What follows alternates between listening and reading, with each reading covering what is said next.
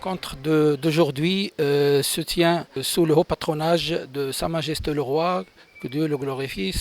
et se tient avec un thème, la transformation numérique dans l'éducation, l'éducation au niveau des pays arabes. Enfin, la rencontre d'aujourd'hui donc est une rencontre des experts préparatoire de la rencontre ministérielle qui se tiendrait le mercredi 31 mai à l'Académie du Royaume du Maroc. Aujourd'hui, nous assistons à l'organisation de la conférence des ministres arabes de l'éducation et de l'enseignement, membres de l'organisation arabe de la culture, des sciences et de l'éducation. Cette édition est la 13e du genre, donc organisée après 12 éditions,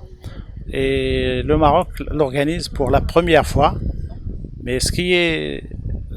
excellent, c'est que cette édition connaît la participation de 13 ministres, alors que les anciennes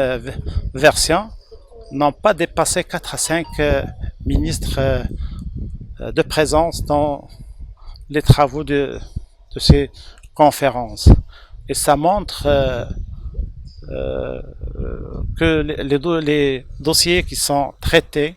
sont très importants, car elles traitent de la digitalisation, de la numérisation, de tout ce qui est formation, tout ce qui est éducation, et aussi pour la normalisation des efforts des différents pays arabes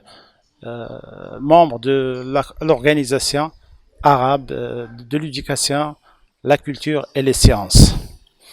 Donc, il y a beaucoup de documents qui seront traités aujourd'hui et demain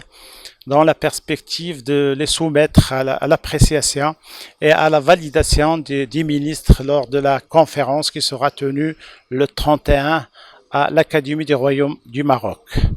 Donc, et aussi, il sera l'occasion de discuter des recommandations visant à unifier, harmoniser toutes les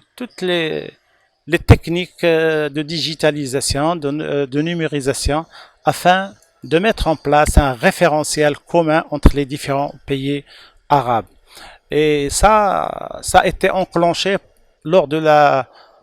Covid-19, et il y avait le passage brusque et brutal d'une formation, d'un enseignement en présentiel vers un enseignement à distance. Et on était obligé, tous les pays, c'est pas les pays arabes, mais tous les pays du monde, de passer des expérimentations vers la généralisation. Et maintenant, on est tenu, nous les pays arabes, de suivre et aussi d'instaurer cette transformation dans ce dispositif, dans les différents dispositifs de formation, enseignement, formation professionnelle, enseignement supérieur, pour suivre les transformations que connaîtra le monde dans sa globalité.